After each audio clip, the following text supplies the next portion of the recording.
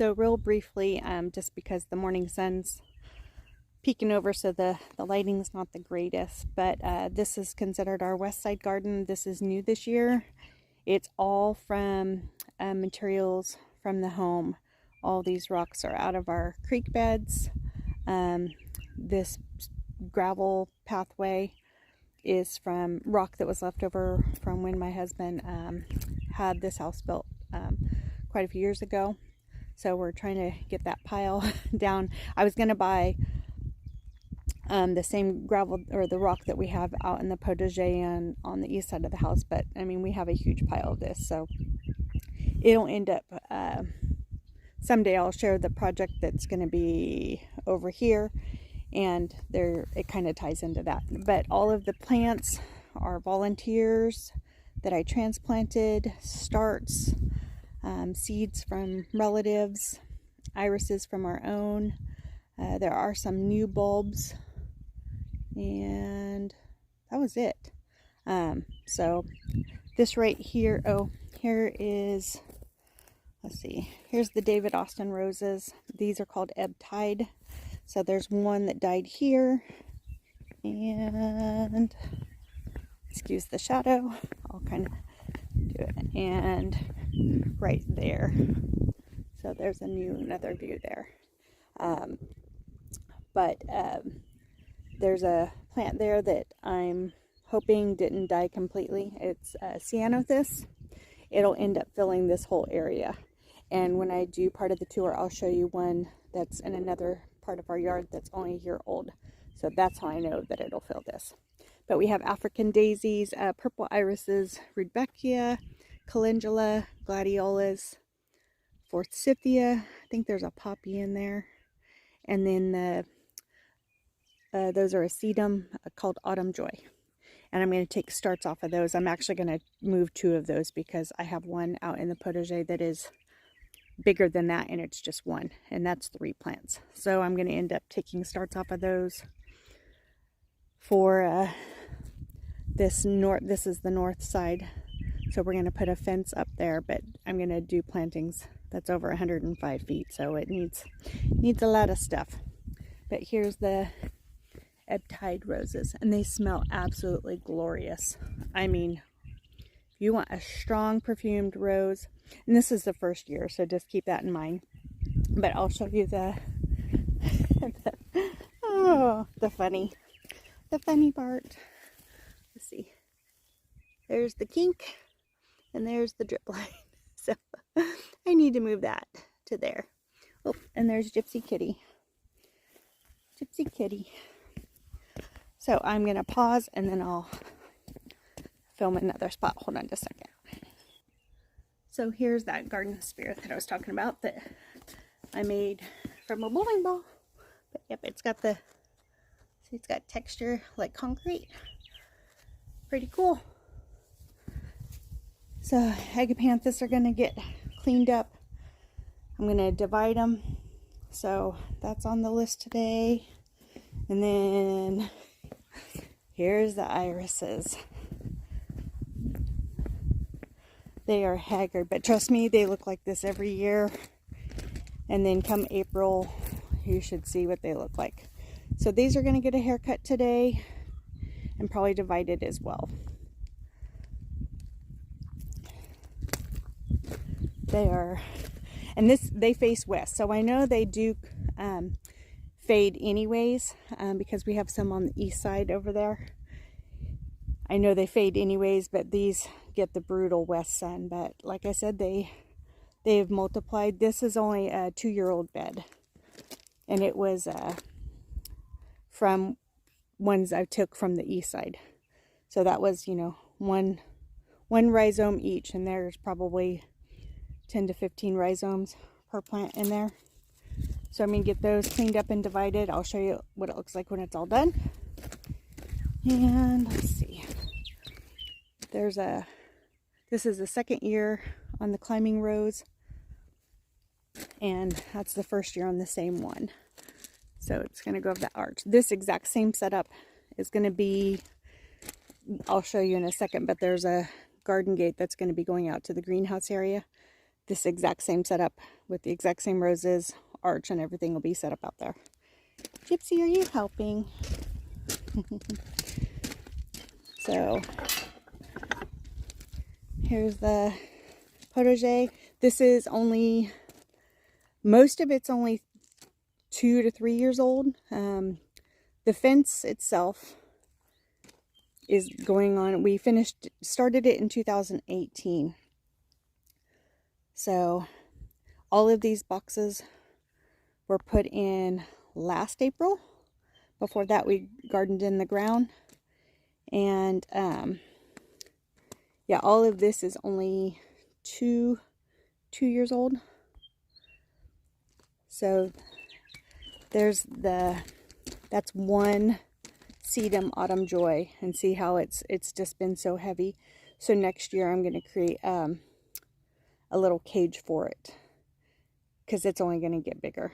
So, and then we have queen lime zinnias, bell peppers that did absolutely nothing. I mean, I got one, and that's that dirt. But we have cat's pajamas nepeta, and then we have lamb's ear. That's really sparked up.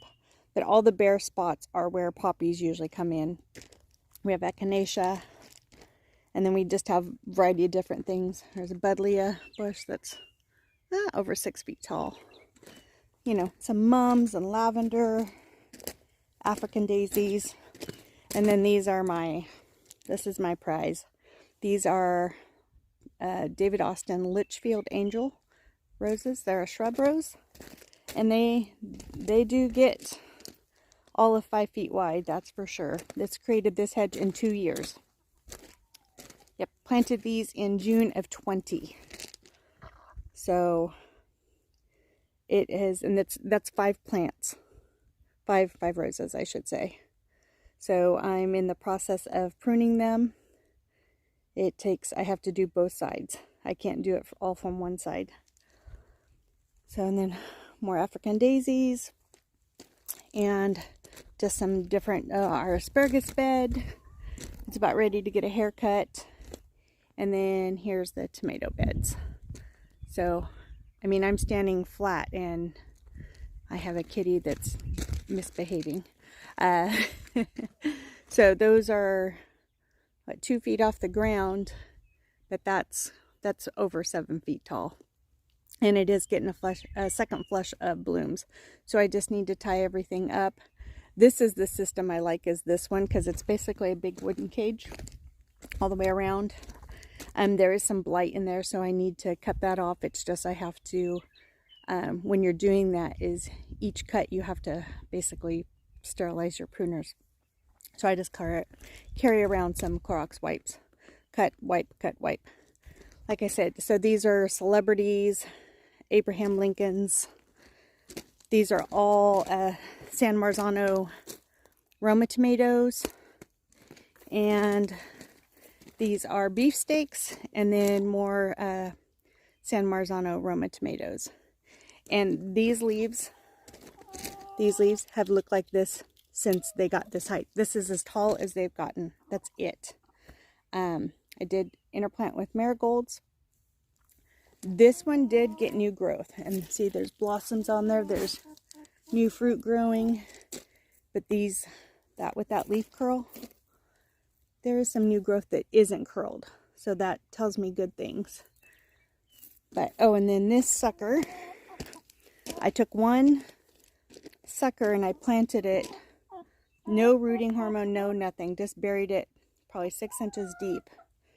And it's already that tall, and it has blossoms on it. Look at all these blossoms. So I think these are going to be okay. I have a feeling this bed is going to get pulled. There's just a lot of disease on there. I'm not even going to try to cut all that off. So this one's coming out for sure today. I'm going to cut off all the blight, get everything staked up. And just like I said, the asparagus needs to be pruned back. This is its second growth. So next year we'll be able to eat on it about 1/3 of it. Lime tree. So just some different things. lemon tree, hollyhocks which need to be cut back, and see the path goes all the way around. So yeah, just need to do some cleanup. That's on the agenda today. Like I said, deadheading. I mean, that is an amazing hedge of roses right there. Like I said, 5 plants, guys.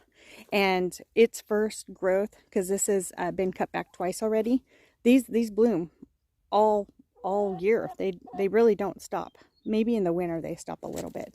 But they get about right here. They're darn near 5 feet tall.